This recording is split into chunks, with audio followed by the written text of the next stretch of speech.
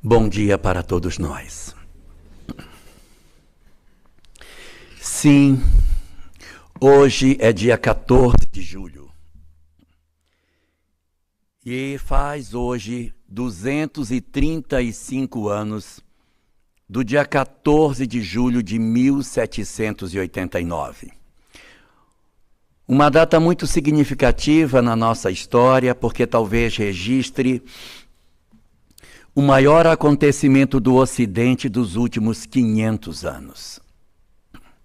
Foi exatamente numa data como hoje, 14 de julho, que irrompia em Paris, na França, a Revolução Francesa. Naquele dia, um grupo de centenas de homens marchariam na direção da Bastilha para tentar tomar a fortaleza na expectativa de que ali existisse munição, canhões, fuzis, que facilitassem o processo de início de uma revolta contra o poder francês daquela época. Na véspera, Camille Desmoulins e Marat haviam feito os pronunciamentos à frente do Palácio Real, incitando a população a se revoltar contra o rei. E exatamente no dia como hoje, essa população avança para a Bastilha. O Marquês de Laumé, que seria o governador da Bastilha, tenta conter os revoltosos, mas ele não consegue sucesso e a população invade a Bastilha. O Marquês é morto, decapitado, sua cabeça espetada na ponta de uma lança, e depois de 98 mortos nessa tomada da Bastilha, a população marcharia pelas ruas de Paris e estaria iniciado o processo da dolorosa Revolução Francesa. Muitas vezes nos nossos livros de história, a Revolução Francesa nos é citada como um evento político da derrubada do absolutismo francês, como se fosse essa a única dimensão que a Revolução tivesse dentro do cenário aonde ela aconteceu. Mas uma leitura mais atenciosa dos acontecimentos do último quartel do século XVIII vão nos oferecer a possibilidade de entender os desdobramentos não somente políticos, mas sociais e fundamentalmente religiosos que aconteceriam a partir da tomada da Bastilha. A Revolução, evidentemente, não se deu em um único dia, ela se estende por várias semanas e meses e até anos, durante os quais o processo de tentativa de desconstrução dos conceitos que a sociedade francesa possuía na época acaba sendo edificado dentro de um novo paradigma. Um paradigma que, de certa maneira, iria trazer para a humanidade um cenário absolutamente diferente daquele que foi construído pelo governador planetário desde o começo da história do nosso planeta. As obras espíritas nos falam que desde o surgimento da ideia de que haveria de ser criado um novo orbe no sistema solar, uma reunião de seres crísticos apontada no capítulo 1º da obra A Caminho da Luz, de Emmanuel, nos fala de que nessa reunião, formada por seres extremamente evoluídos, um de seus membros foi escolhido para ser o chamado governador planetário, que deveria, portanto, edificar neste novo lugar um espaço para o desenvolvimento dos espíritos. Esse designado para esta função, o governador planetário, assume essa tarefa e, num longo período de 4,5 bilhões de anos, vai construindo lentamente o surgimento da vida e depois o processo da evolução anímica para que a criatura humana pudesse enfim surgir. As obras de arqueologia apontam que o surgimento do Homo sapiens teria se dado aproximadamente há 200 mil anos atrás, com algumas variações, de acordo com a linha de pesquisa. Mas o Homo sapiens teria surgido nesse período com as suas diversas subespécies que se desenharam no cenário do nosso planeta até o surgimento da raça humana. Vários experimentos biológicos são feitos durante esse período, muitas expressões de surgimento da civilização humana é nascida nessa época, e desde esse período ainda ancestral da nossa história, o governador planetário que veio cuidando das condições climáticas para o surgimento da vida, o desenvolvimento natural da evolução do planeta, lentamente para a construção de espécies cada vez mais desenvolvidas, e que ao mesmo tempo nós tivéssemos a possibilidade de surgimento da raça humana, esse governador, atento às suas responsabilidades, faz com que desde o princípio do surgimento do homem sobre a face do planeta, um conjunto de indivíduos com determinadas características orgânicas surgissem sobre a Terra, não somente para impulsionar o progresso intelectual do planeta, mas para nos ofertar um conjunto de fenômenos que seriam fundamentais para o desenvolvimento das condições do homem sobre a face da Terra. Consultando a obra O Espírito e o Tempo, de Herculano Pires, que já no primeiro capítulo analisa as considerações sobre o desenvolvimento do homem na pré-história, é capaz de nos oferecer informações bastante interessantes sobre o que se deu nesse período da pré-história. Porque ali o governador planetário havia já desenhado que alguns indivíduos renasceriam com algumas características que mais tarde Allan Kardec chamaria de mediunidade. Uma característica orgânica que facilitaria a produção do contato dos homens com o mundo espiritual. Herculano Pires, investigando essas manifestações mediúnicas da pré-história, vai nos comentar que essa expressão de mediunidade, num período tão rudimentar da nossa civilização, ainda entre o homem de Cro-Magnon, há 30 mil anos atrás, quando surgem as primeiras expressões em território francês, do surgimento dessa subespécie, nós vamos observar que eles já possuíam ali uma manifestação mediúnica pujante. E essas manifestações mediúnicas eram manifestações de efeitos físicos. Por quê? Porque a linguagem era muito rudimentar. Compreensão de conceitos metafísicos era muito difícil nesse período da história. Então a criatura humana acabava se fixando nos fenômenos de efeitos físicos que aconteciam com emissão de ectoplasma, como é relatado em alguns povos da Polinésia, que tratam sobre esse fenômeno desde o período ancestral das nossas civilizações. É exatamente a partir desse instrumento da mediunidade que os primeiros rudimentos de religiosidade vão surgir na espécie humana. Sim, a mediunidade é a mãe de todas as religiões. Não há nenhuma religião no planeta que não tenha surgido a partir de um fenômeno mediúnico. Todas elas surgiram de fenômenos dessa ordem. Os mais antigos vinculados a fenômenos ligados com aspectos físicos. Os mais modernos ligados a fenômenos de caráter espiritual, intelectual. Então, nós vamos notar que ali na pré-história, a percepção da manifestação dos espíritos diante dos homens facilitava com que eles tivessem de maneira muito clara a ideia da vida após a morte. Sim, O homem de Cro-Magnon sepultava seus mortos com seus pertences, suas tigelas, seu arco, sua flecha, e tinha uma característica particular. Não somente sepultava os indivíduos com seus pertences, como também construíam artefatos para a cerimônia de sepultamento.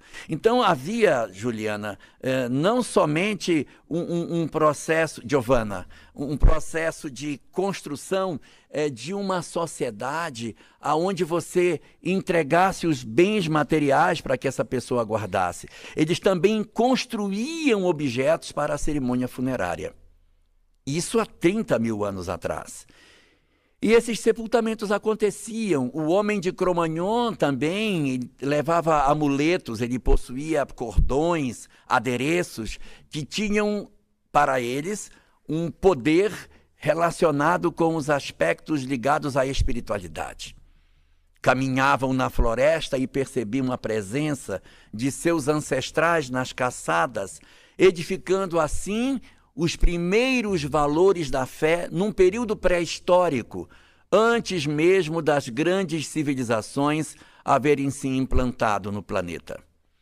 Era a preocupação do governador planetário em nos oferecer, desde o primórdio da nossa história, a consideração de que, sim, existe em nós algo de espiritual, algo transcendente, não somente a matéria, para que a criatura humana pudesse ter melhores condições de se desembaraçar das suas dificuldades. A ideia da imortalidade da alma, de que nós temos uma vida imortal, é o conceito mais repetido em todos os ambientes religiosos. Ele é mais repetido até do que a ideia da existência de um Deus único. Por quê? Porque existem religiões monoteístas e existem religiões politeístas até os dias de hoje. Então, as religiões politeístas não estão falando da existência de um Deus único, mas estão falando que a vida continua. Então, a ideia da continuidade da vida é, na verdade, o pilar mais difundido dentro da base dos conceitos religiosos do planeta. E a razão pela qual a imortalidade é tão difundida, tão alertada ao longo da história do homem sobre a face do planeta, é porque ela tem o poder de oferecer a nós profundas reflexões apoiadas na ideia da mediunidade. Sim, a mediunidade, que é uma janela para a imortalidade, dá a nós 3 grandes justificativas pelas quais ela surge desde o início da nossa civilização. A primeira das razões é porque, através da mediunidade, eu vejo a imortalidade. Através da imortalidade, eu percebo que a vida não é somente a vida material. Através da imortalidade, eu vejo que o que o mundo me oferece não é a totalidade daquilo que eu existir seja. E por esse motivo, portanto, na medida em que nós compreendemos que a vida não é somente material, nós começamos a ter uma visão mais dilatada do existir. Eu não me prendo mais aos aspectos terrenos, eu não me fixo apenas nos bens materiais que a vida nos oferece, não. Eu vou olhar a vida transcendente, eu vou enxergar aquilo que acontece do outro lado da vida e eu me desapego das coisas materiais. Essa seria a primeira grande razão pela qual a mediunidade, combinada com a imortalidade, abre diante dos nossos olhos horizontes maravilhosos. A segunda grande razão pela qual essa mediunidade nos é oferecida é para que a gente não enlouqueça de dor diante da aparente perda dos nossos entes queridos. Para que a morte não nos apunhale o coração a ponto de desequilibrar as nossas existências com a sensação de que os nossos amados teriam deixado de existir. Através da mediunidade, que nos oferece a ideia da imortalidade, nós descobrimos a beleza da vida imortal e compreendemos que os nossos amados, ainda que sintamos saudade, ainda que sintamos falta da sua presença física ao nosso lado, permanecem vivos, são indivíduos que, apesar de terem sido colhidos pela chamada morte, continuam existindo com seus sentimentos, com seus valores, com todo o arcabouço de conhecimentos e de sentimentos que possuíam, nos fazendo perceber que eles continuam existindo, que nos visitam, que estão conosco, que participam das nossas histórias de vida e, portanto, não estão apartados da nossa existência. A compreensão da imortalidade, trançada com a mediunidade, trouxe consolo ao coração humano para que nós conseguíssemos atravessar os períodos difíceis nos quais a morte visitou nossos lares em tantas e tantas encarnações. E a terceira das razões pelas quais a mediunidade também nos é oferecida é para que nós tivéssemos um ponto de contato com o mundo espiritual. Já pensou como seria a nossa existência se os nossos mentores não pudessem ter acesso a nós? Se nós não pudéssemos receber nenhuma notícia do mundo espiritual? Se as nossas histórias ficassem segregadas ao mundo físico e nós não tivéssemos a menor noção do que se passa para além das fronteiras da morte? Não! 1000 vezes não! Desde o princípio da história da humanidade, repetem-se os vários reveladores ao longo de várias culturas e épocas, trazendo sempre a mesma verdade imortal. Uma verdade que foi oferecida por muitos embaixadores celestes que desceram sobre o planeta para trazer a nós as informações da vida transcendente. Conhecimentos incríveis falavam da existência de um Deus único, falavam da imortalidade, falavam da lei de causa e efeito, falavam do mundo espiritual, falavam da reencarnação, falavam da evolução das criaturas, falavam da necessidade da transformação moral. Esse conjunto de princípios, tão assemelhado aos princípios da doutrina espírita, eram pregados desde muitos e muitos milênios antes de nós, apesar de nós não termos à época a condição de compreender. Esses conhecimentos que eram oferecidos para grupos específicos, os chamados espíritos que haviam migrado para o planeta, não era na verdade, uma revelação universal. Era uma revelação local, apenas para um pequeno grupo, daqueles que eram migrados, porque a religião mais litúrgica não atenderia aos interesses desses que eram mais inteligentes. Então formou-se em cada cultura locais de estudos secretos, as chamadas doutrinas secretas, que aconteceram ao longo de vários séculos e milênios nas culturas antigas. A cultura hindu possui os templos dos iniciados hindus.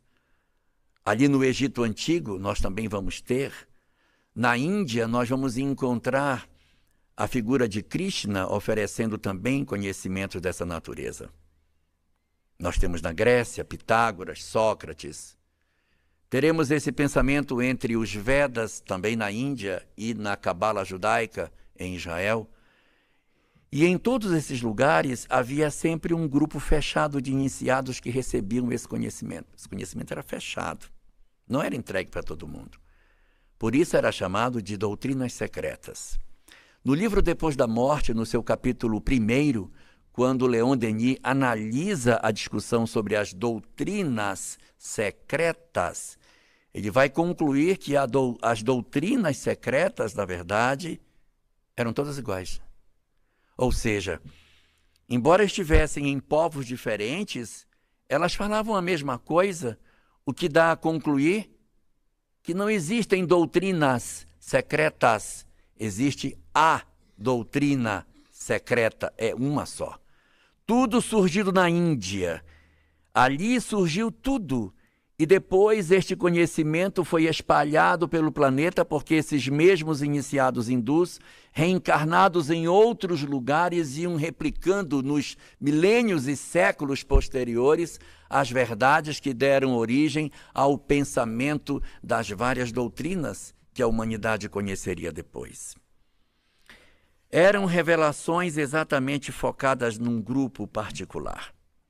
E por esse motivo, esses conhecimentos se tornaram a base do desenvolvimento da criatura humana dentro dos desafios que se teria. Seja pela boca do Buda, ou de Krishna, ou de Sócrates, ou de Zaratustra, ou de Pitágoras, ou dos sábios da Cabala, ou dos sábios dos Vedas, lendo o Mahabharata, estudando as obras que existiam na Suméria, o Atrahasis, estudando os conhecimentos espirituais que estão espalhados nas múltiplas culturas, todas elas traziam para o homem a sinalização da existência de um porvir, de um amanhã, a edificação daquilo que nós poderíamos constituir com o nome de fé. Sim, o objetivo das religiões não era naturalmente uma liturgia, não era o cultivo de um conjunto de rituais. O objetivo fundamental das religiões é o processo da religação do homem ao Criador, restabelecendo a sua conexão com a nossa causa e permitindo com que os desafios da existência conseguissem ser superados pela nossa pequenez. Nós vivemos durante tanto tempo, tantas dores, guerras, escravização, violência, tirania de toda a espécie, fome, seca, peste. Tantas desgraças se abateram materialmente sobre o planeta e sempre foi a fé, o instrumento insuflador da coragem humana para que nós conseguíssemos alcançar patamares mais elevados de conduta para fazer frente aos inúmeros desafios que a vida nos apresentaria. O governador planetário estava muito satisfeito.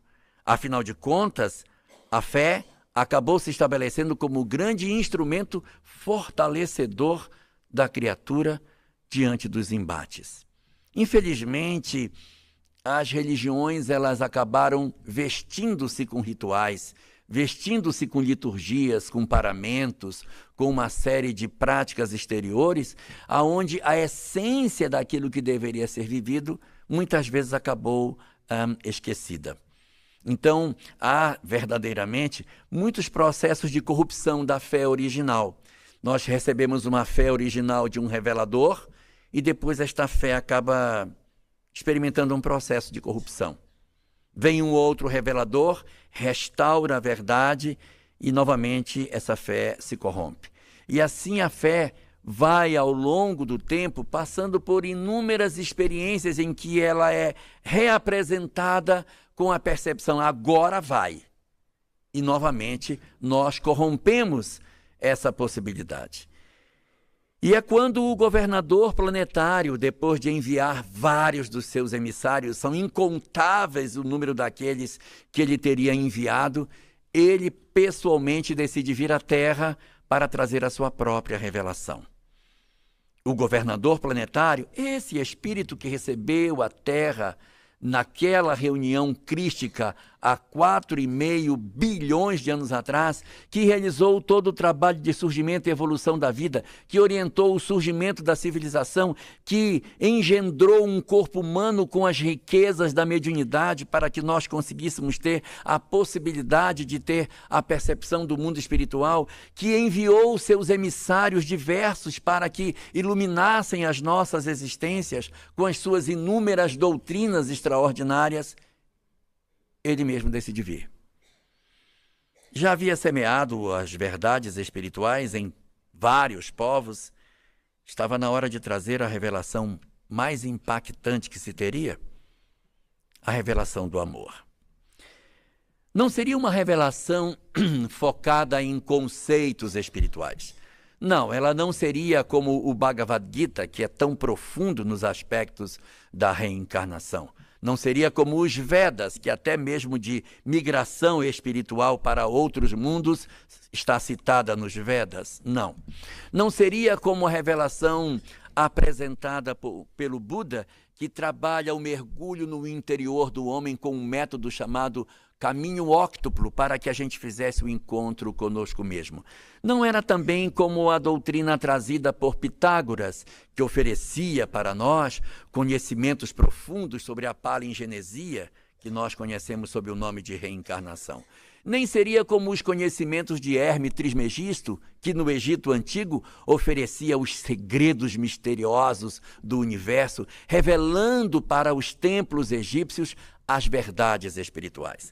Também não seria como a Cabala judaica, que nas suas múltiplas expressões de conhecimento apresentaria para nós tantas informações sobre o mecanismo da lei de causa e efeito e da própria reencarnação, como os cabalistas estudam e se aprofundam. Não. A revelação do governador planetário seria distinta, porque ela seria uma revelação universal. Ela não é uma revelação para iniciados. Ela é uma revelação universal. Então, como ela é uma revelação universal, ela não pode ser profunda, porque se ela for profunda na sua lógica, alguns não alcançarão. Alguns não conseguiriam entender, porque tanto conceito e tanta regra, tanta métrica, tanto isso, tanto aquilo. Então, o governador planetário decide que a sua revelação vai ser uma revelação muito fácil de ser entendida. Ele traz uma revelação centrada no amor e impregna de tanta intensidade essa revelação que, se pudéssemos resumir a mensagem do governador planetário numa só palavra, essa palavra seria o amor. O governador planetário encarnaria na Terra, na região de Israel, mais especificamente no sul, em Belém de Judá, mas viveria no norte, na Galileia, e seria conhecido como Jesus de Nazaré. Sua mensagem não é a mensagem de tanta complexidade como de seus embaixadores, mas é a mensagem mais carregada de amor entre todas as que tivemos a chance de conhecer. É tão impactante, é tão forte, ela é tão transcendente, ela é tão espetacular, que ela desperta uma quantidade absurda de criaturas do planeta. Porque era simples, não tinha raciocínios complexos. É só amar, perdoar, fazer o bem ao próximo. Não existia grandes dificuldades de se entender. É viver intensamente essa proposta. Então, muitos espíritos despertaram dentro dessa condição e foi tão forte o despertamento que ocorreu como uma revoada de pássaros na nossa história. As almas que se iluminaram nesse período saíam do planeta buscando mundos melhores ou mesmo ficando na Terra, mas numa condição de menor necessidade de reencarnação, abrindo espaço para que as encarnações na Terra ficassem por conta dos que não haviam despertado, ou seja, os mais medíocres. Foi tão forte a mudança que o planeta experimentou que nós entramos na Idade Média. Só ficou nós mesmo, os medíocres, que pegamos a mensagem de Jesus e conseguimos corromper a mensagem do amor. Sim. Nós pegamos a fé, que o Cristo havia simplificado na visão de apenas ser o amor, e transformamos impressionantemente essa doutrina de amor numa doutrina de intolerância. Durante todo o período da Idade Média, e isso quando falo desde o começo, sim, é desde o começo, porque o século IV já era marcado por intolerâncias religiosas. Nós já temos notícia de intolerância religiosa desde o começo da transformação do cristianismo em religião oficial do Império Romano. Muitos de nós, às vezes, começamos a pensar que a intolerância surgiu lá na Baixa Idade Média, no início da Inquisição. Não, muito antes disso.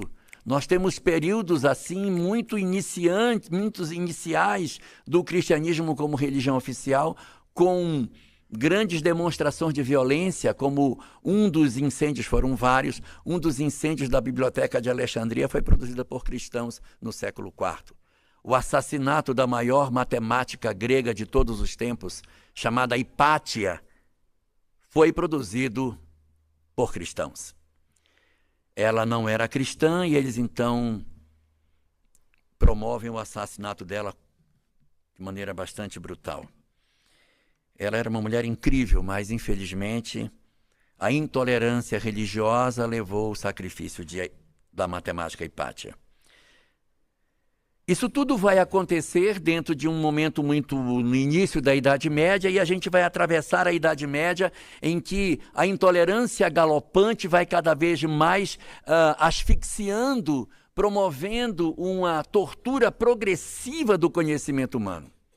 Cientistas são torturados, mortos, silenciados, filósofos são levados à fogueira. São incontáveis o número de estudiosos que silenciaram as suas pesquisas com medo da perseguição religiosa, enquanto outros não conseguiram fugir a isso e foram sacrificados. Havia um movimento de revolta surda dentro da sociedade em função dos excessos que a intolerância religiosa produzia em nome do cristianismo. Em nome do Cristo, promovemos guerras, chamadas de guerras santas, promovemos 9 cruzadas contra os muçulmanos. Em nome da religião, em nome de Jesus, nós construímos fogueiras para queimar vivos em praça pública as pessoas que pensavam diferente de nós. Construímos calabouços de tortura nos templos religiosos, aonde as pessoas eram presas sem saber a razão de suas acusações. E ali elas eram torturadas até a morte. E como não sabiam pelo que estavam sendo condenadas, elas confessavam crimes que elas nem sabiam que não era esse, e por isso tornavam-se culpadas, e aí elas eram mortas, porque aí haviam confessado um crime que agora justificava a prisão e a morte delas. Quando não se encontrava justificativa para a prisão e morte, deixa ficar presa até que apareça alguém que denuncie. Mas a pessoa dificilmente era liberta depois de ser presa. Então, foi uma série de excessos que a religião cometeu. Infelizmente, nós somos obrigados a reconhecer que sim, infelizmente, em nome da fé, nós manchamos a história do cristianismo. Quando falamos nós, é porque não estamos responsabilizando outros por esse fato. Não, a doutrina espírita nos é muito clara em nos dizer que os responsáveis por esse processo de desvirtuamento da mensagem original somos nós que estamos aqui. Somos nós. Por isso essa nossa hoje preocupação na divulgação da mensagem cristã.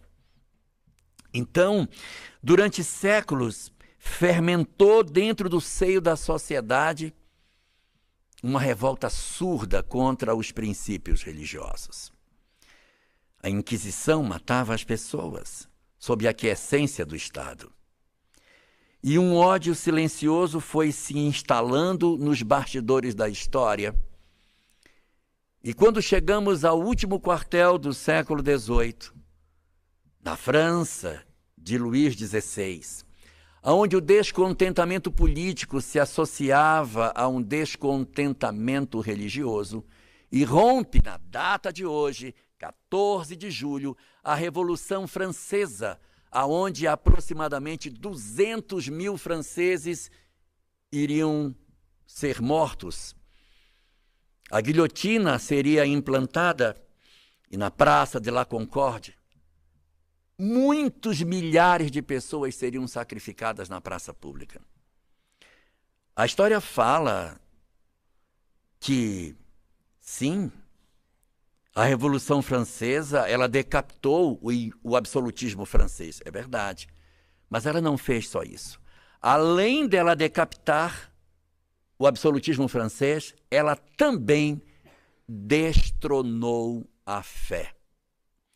ela retirou a fé do trono aonde ela estava sentada.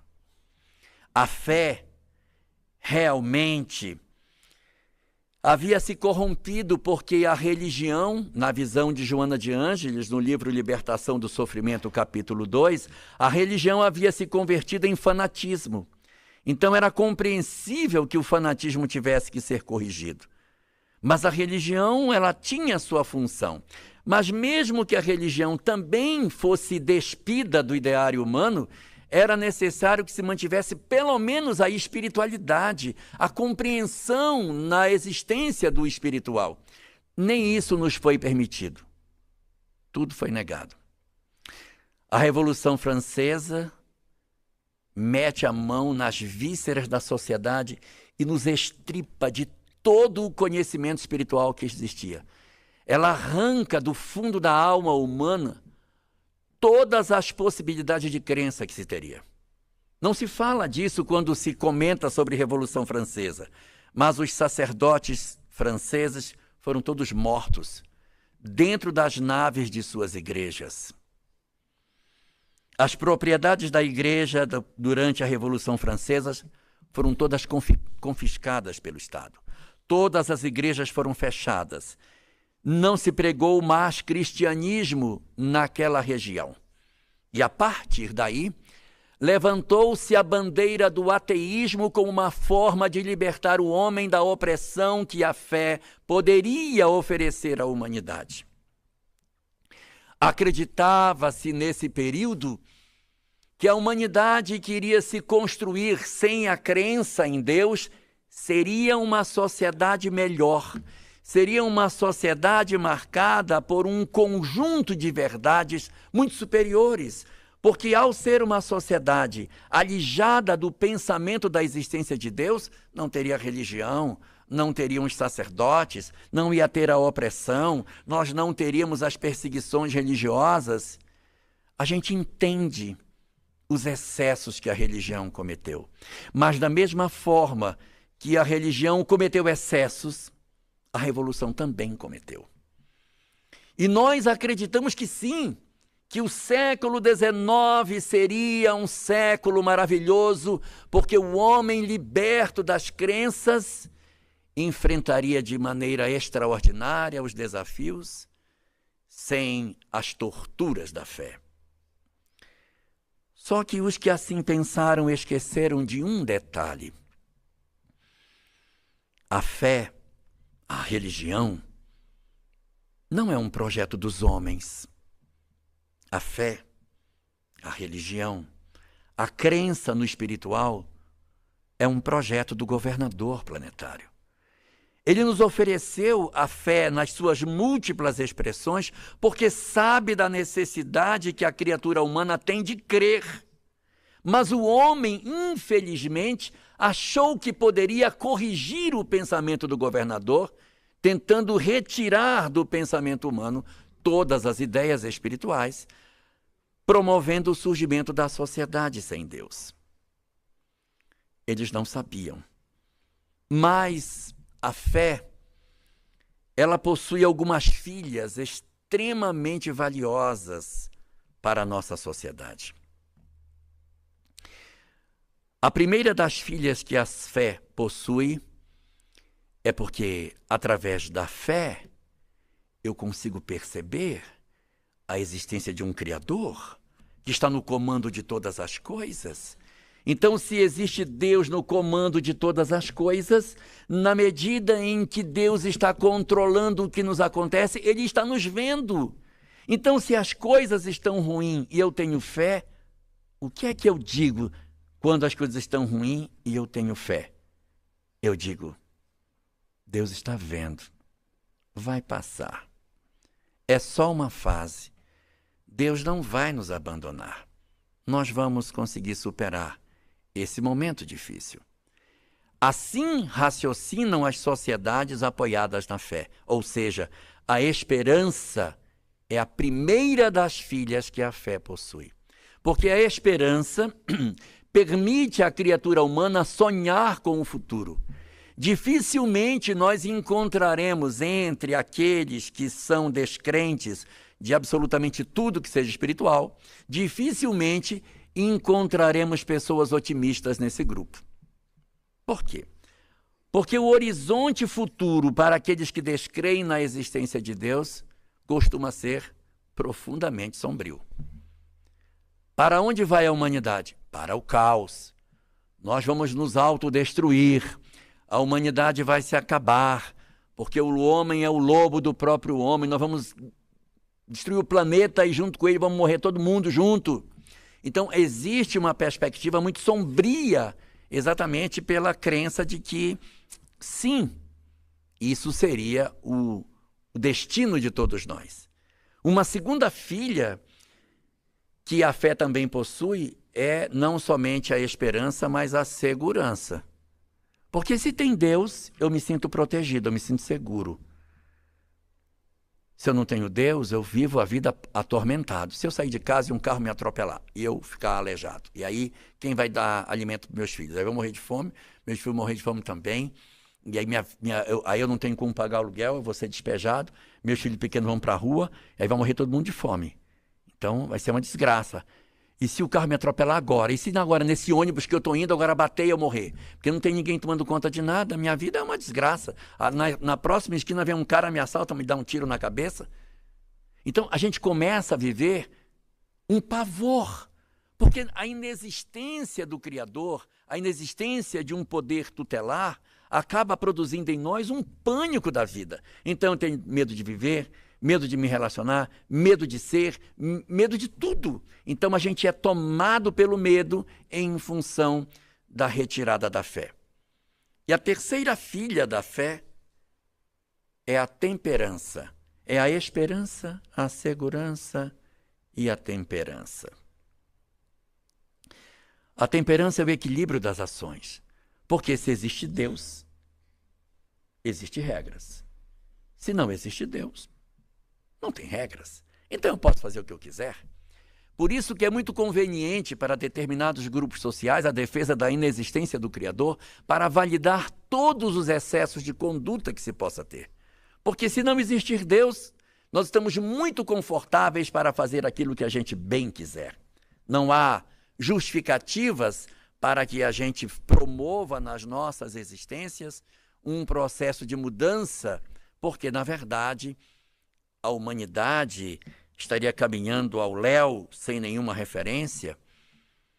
É exatamente por conta desse cenário caótico surgido após a Revolução Francesa e, de certa maneira, desenvolvido no século XIX, que a nossa sociedade hoje tem os níveis que temos de suicídio, de depressão, de ansiedade.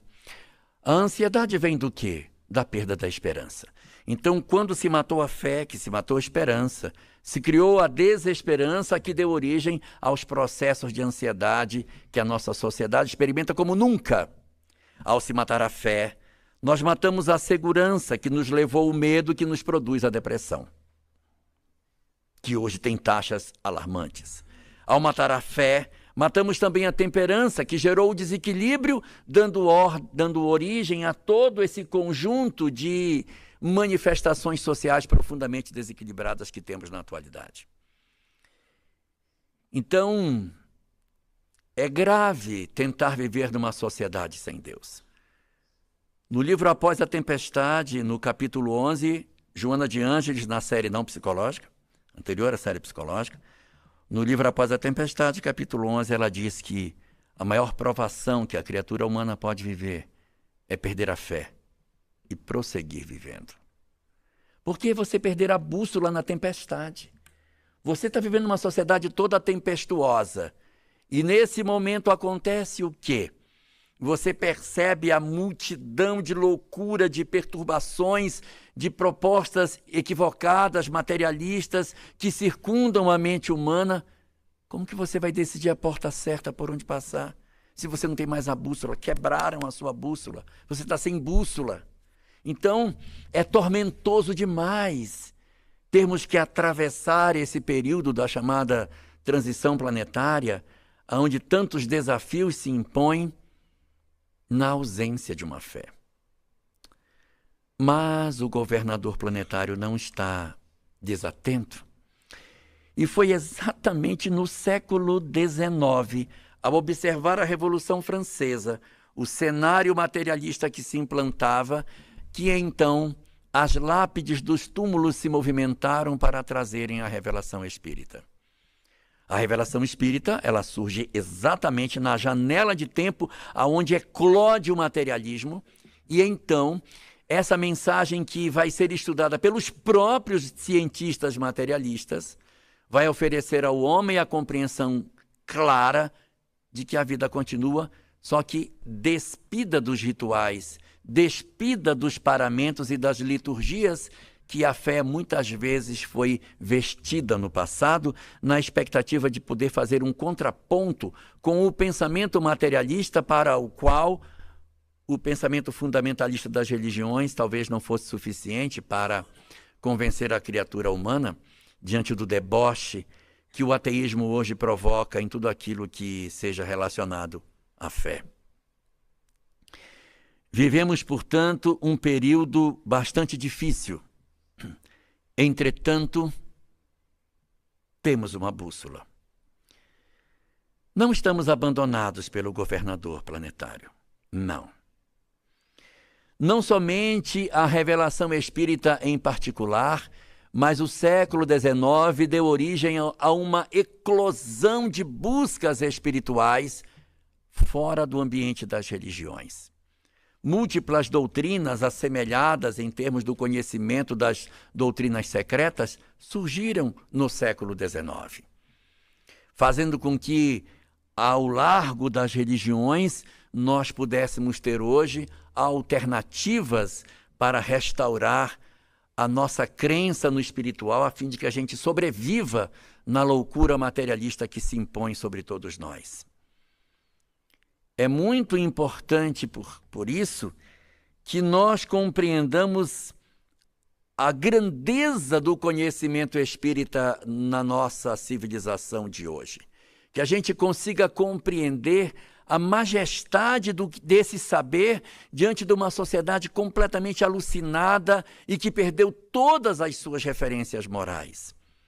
Termos acesso a esse conhecimento que não somente nos diz que tem vida após a morte, mas nos prova que ele é verdadeiro, que não somente fala da existência de um Criador, mas nos demonstra a presença desse Criador, observando a natureza através dos seus efeitos inteligentes, que tem que ter uma causa inteligente, que nos fala da mediunidade para entender os mecanismos da vida, que nos segreda sobre a reencarnação, para compreendermos a razão profunda das nossas angústias, que nos conta da evolução e do nosso destino na direção da felicidade. Nós somos detentores de um conhecimento extraordinário.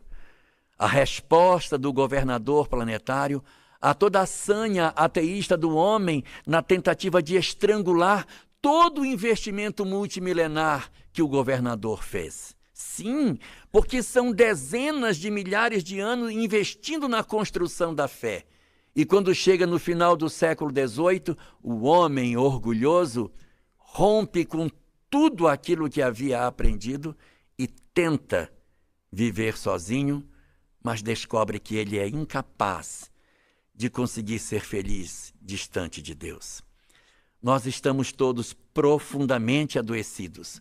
Nossa sociedade vive a maior crise que já viveu em toda a sua história. Nós só não sabemos o quanto estamos adoecidos porque estamos, muitos de nós, medicados. Mas se toda essa medicação ficasse sem funcionar durante 6 meses, a gente ia saber quem nós somos. Nós não sabemos. Nós estamos todos contidos por uma medicação. Então, é ali, com a vivência real do que nós somos, é que nós saberíamos o que de fato acontece no interior de cada um de nós. A doutrina espírita, portanto, oferece para o homem essa possibilidade de reconexão com o divino, de reconexão com o sagrado, de restauro das nossas relações com Deus, sem as peias da fé cega, sem as liturgias e os cultos exteriores, mas com a possibilidade de uma conexão verdadeira, no entendimento daquilo que a doutrina secreta do passado nos oferecia, agora não mais só para os iniciados, mas entregue para toda a humanidade. A doutrina secreta saiu dos templos e tomou as ruas. Ela não é mais secreta. A doutrina espírita, como diz Leon Denis, é a revelação a todo o mundo daquilo que se apresentava oculto, apenas sendo visto pelos iniciados dos templos antigos. A gente precisa, evidentemente, perceber a majestade desse conhecimento e a importância de todos esses saberes para que a gente também consiga restaurar individualmente as nossas existências. Não apenas olhando o planeta como se isso fosse uma coisa para a humanidade como um todo. Não. A floresta não é verde. Quem é verde são as folhas das árvores da floresta. Então, se nós queremos mudar o planeta, não se muda a humanidade, se muda o homem. Então, é cada um de nós fazendo a sua transformação individual, fazendo o encontro consigo mesmo, realizando esse auto-encontro no interior dos nossos corações, entendendo que somos em plenitude, entendendo que somos uma alma imortal a caminho da perfeição, que precisamos fazer as pazes com o nosso passado, que precisamos nos perdoar, que precisamos cicatrizar as feridas que nós mesmos produzimos em nós próprios, quando nós entendemos a relação que temos com o Criador, as oportunidades que a existência nos oferece, teremos a chance de fazer uma mudança extraordinária quando nós descobrirmos o que verdadeiramente somos. Não deixemos que o ateísmo nos iluda. Retornemos às nossas origens e redescobramos a nossa essência espiritual por excelência e nos reconectemos ao Criador, para que a gente consiga encontrar a felicidade, para que a gente consiga, de fato, realizar a mudança que nós tanto precisamos fazer para que a nossa humanidade alcance os objetivos que ela tem. E só para terminar as minhas palavras, eu queria ler um soneto para nós. Esse soneto está no site Saga das Almas. É um soneto, a autora é Sâmia Awada. E eu quero ler o soneto para a gente. O soneto se chama Autoencontro, um movimento essencial para a libertação de todos nós. Diz o soneto: eu mergulho no abismo de mim mesmo, me procuro da caverna em que me escondo e me encontro encurvado, em sofrimento, na escuridão, meus erros camuflando. Me aproximo e em meio a densas trevas me conheço, me abraço, me consolo, me perdoo, me acolhendo e sem reservas, com ternura, me aconchego no meu colo. Regozijo ao descobrir-me sem ser falso. Me preencho por amar-me e ser amado, e decido a mim mesmo resgatar. Me retiro da caverna nos meus braços, me apresento à liberdade encantado e me entrego inteiro à vida por me amar. Um bom domingo para todos nós. Muito obrigado.